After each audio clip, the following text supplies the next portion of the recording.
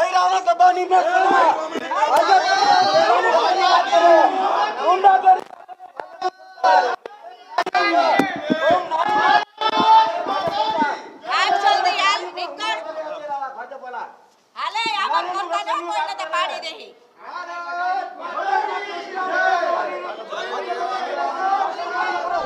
સ્થાનિક સ્વરાજ્યની ચૂંટણીમાં ખાસ કરીને સૌરાષ્ટ્રનું મહત્વ ખૂબ જ હોય છે। એમાં પણ જો આપણે રાજકોટની વાત કરીએ તો રાજકોટમાં અત્યારે માહોલ ગરમાયેલો છે। ગઈકાલે કોંગ્રેસ અને ભારતીય જનતા પાર્ટીના નેતા આમને સામને આવી ગયા હતા, કારણ કે રાજકોટના વોર્ડ નંબર 11ના ઉમેદવાર રક્ષિત કલોલાનું ફોર્મ છે માન્ય રાખવામાં આવ્યું, ત્યારે કોંગ્રેસ દ્વારા સરકારી વકીલ તરીકે રાજીનામાને લઈને વાંધો ઉઠાવવામાં આવ્યો હતો। ખાસ કરીને ત્યારે જ્યારે તેમનું ફોર્મ છે તે કન્ફર્મ રાખવામાં આવે છે ત્યારે રાજકોટ કોંગ્રેસના મહિલા અગ્રણી છે ત્યાં પહોંચે છે અને તુતારીના દ્રશ્યો સર્જાય છે। ત્યારે મનીષાબા વાડાએ છે આજે પ્રતિક્રિયા આપી છે, તેના વિશે જ વાત કરવી છે। નમસ્કાર, ગુજરાત બેઝ 9 ટીવી ન્યૂઝમાં આપની સાથે હું છું ભગવતી વિશાવડિયા। આમ તો રાજકોટનું વાતાવરણ અત્યારે ગરમાયેલું છે, કારણ કે કોંગ્રેસ અને આમ આદમી પાર્ટીના ઉમેદવારો છે તેને અજ્ઞાત જગ્યા પર ખસેડવા પડ્યા છે, કારણ કે એવા આરોપ લાગી રહ્યા છે કે ભારતીય જનતા પાર્ટી છે ઉમેદવારોને ધમકીભર્યા ફોન કરી રહ્યા છે અને ક્યાંક છે પૈસાની લાલચ આપી અને ઉમેદવારોને ફોર્મ પરત ખેંચવાની વાત કરી રહ્યા છે। ત્યારે બધાની વચ્ચે જે ગઈકાલે દ્રશ્યો સર્જાયા ત્યારબાદ આજે મનીષાબા વાડા છે તેમની પ્રતિક્રિયા આવી છે અને તેમણે ક્ષત્રિય સમાજને એક હાકલ કરી છે અને માંગ પણ કરી છે કે ક્ષત્રિય સમાજ છે તે ભારતીય જનતા પાર્ટીની સારે અથવા અમુક કહેવાતા નેતાઓને સારે ન ચાલે, જે સત્ય છે તેનો સાથ આપે। અને સૌથી મહત્વની વાત એ છે કે બંને જે આમને સામને હતા બંને ક્ષત્રિયો જ હતા, જે રક્ષિતભાઈ અને જે મનીષાબેન છે બંને ક્ષત્રિય હતા ને ક્યાંક મનીષાબેનનો એવો આરોપ છે કે ક્ષત્રિય સમાજની જે વિચારધારા છે તેનું વર્તન છે તે રક્ષિતભાઈમાં નથી દેખાઈ રહ્યું। શું કહી રહ્યા છે મનીષાબા વાડા તેના પર નજર કરીએ। કાલનો જે બનાવ બનેલો, અનેક મારા વિડીયો જ્યારે સોશિયલ મીડિયા અને પ્રેસ મીડિયાના માધ્યમથી જે મારા મનીષાબા વાડાના જે કાલે બોલાચાલીવાળા જે વિડીયો વાયરલ થયા છે એ બાબતે કે જ્યારે આપણે ચોખ્ખું જ્યારે આપણે જોઈએ તો આપણે 100% ભાજપની ગુંડાગીરી દેખાય છે। કાલે જે વોર્ડ નંબર 11ના રક્ષિતભાઈ કલોલા જે ભાજપમાંથી જે ઉમેદવારી નોંધાવેલી છે, જ્યારે તે પોતે સરકારી વકીલ હોય અને સરકારી વકીલ જ્યારે ચૂંટણી ન લડી શકે, આવો જે કંઈક ચૂંટણી પંચ દ્વારા જે નિયમ હોય છે તો એના દ્વારા જે અમારા વોર્ડ નંબર 11ના કોંગ્રેસ પાર્ટીના ઉમેદવારો દ્વારા જે એના વાંધા અરજી લેવામાં આવેલી હતી, ત્યારે કે અનેક વાંધા અરજીઓ છતાં મૂકેલી છતાં એ લોકો ક્યાંક ને ક્યાંક ખોટા પડેલા। જ્યારે 9 તારીખે તે પોતે સરકારી વકીલમાંથી જે રાજીનામું લીધેલું છે એવું બતાવેલું અને સ્વીકારેલું છે, ત્યારે અમે જ્યારે એવું એમની પાસે માંગેલું કોંગ્રેસ પાર્ટી દ્વારા કે તમે તમારું જે લીગલી રાજીનામું ખરેખર સ્વીકારેલું હોય એ અમને આપો, એ પણ છેલ્લે સુધી પોતે રજૂ કરી શક્યા નહોતા। અને ત્યાર પછી જ્યારે એમણે રજૂ કરેલું છે એ 13 તારીખનું જે રજૂ કરેલું છે, તો 11 તારીખે જ્યારે ફોર્મ ભરવાનું હોય અને જ્યારે ફોર્મમાં જે ડોક્યુમેન્ટ જોડવાના હોય ત્યાર પછી પાછળથી આપણે કોઈ પણ ડોક્યુમેન્ટ જોડી શકતા નથી,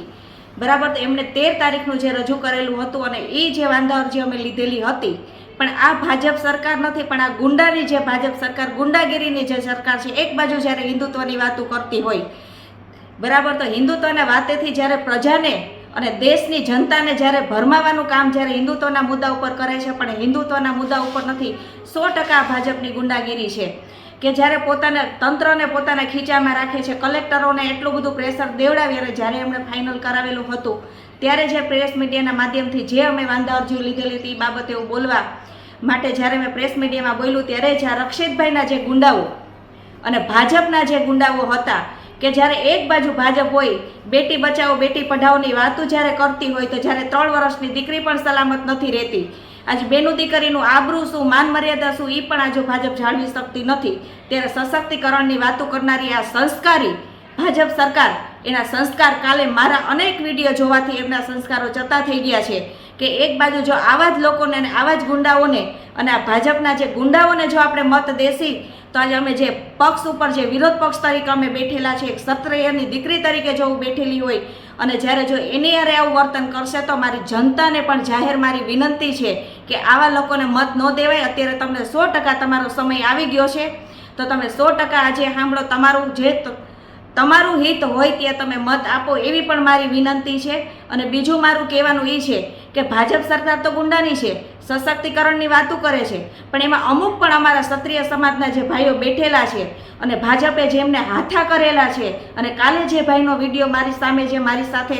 બોલાચાલી કરે છે અને અભદ્ર શબ્દમાં બોલે છે અને લાંબા હાથ કરીને બોલે છે, તો એ ભાઈને પણ નથી ખબર કે પોતે પણ એક ક્ષત્રિયનો દીકરો હતો. તો ભાજપમાં જ્યારે જઈ અને ક્ષત્રિયના સંસ્કાર પણ ભૂલી ગયો, કે એને એમ પણ ન દેખાણું કે ક્ષત્રિયની દીકરી ક્ષત્રિયનો ધર્મ છે કે 18 વર્ષને સાથે લેવો, અને કોઈ પણ બેન દીકરી હોય કે કોઈ પણ ગાયું હોય એમની વારે ક્ષત્રિય આવે. પણ જ્યારે ભાજપમાં અમારા પણ સમાજના જ્યારે હાથા બનેલા છે, તો એ પણ મને એક દુઃખ થયું કે મને તો ખ્યાલ નહોતો કે ભાઈ ક્ષત્રિય છે, પણ જ્યારે મેં સાંભળ્યું કે આ ભાઈ ક્ષત્રિયનો દીકરો હતો, અને જ્યારે ક્ષત્રિયની દીકરી ઉપર જ્યારે આંગળી ચીંધવા બેઠો, તો એ ભાઈને પણ ક્ષત્રિયના સંસ્કાર પણ ભૂલાઈ ગયા છે ભાજપમાં. એટલે મારું પણ કહેવાનું એક ક્ષત્રિયને પણ ક્ષત્રિય સમાજને કહેવાનું આવે છે કે ક્ષત્રિય સમાજ પછી કારડિયા રાજપૂતા હોય, ગરાસિયા દરબાર હોય, કાઠી દરબાર હોય, બધા હોય, પણ બધાને પણ મારી એટલી વિનંતી કે જો આપણા સમાજ ઉપર ને આપણી સમાજની બેન દીકરી ઉપર અનેકવાર જ્યારે એમના આવી ટિપ્પણીઓ થતી હોય અને બેન દીકરી ઉપર જ્યારે આ વસ્તુ જે આવતી હોય, અને જ્યારે આપણો જ સમાજનાને જ્યારે હાથો કરી અને જ્યારે આ ભાજપ કરાવતી હોય, તો આપણે સમાજે ચૂપ ન બેસાય. કારણ કે જ્યારે દેશને જરૂર પડી ત્યારે જ્યારે ક્ષત્રિયો આગળ હતા,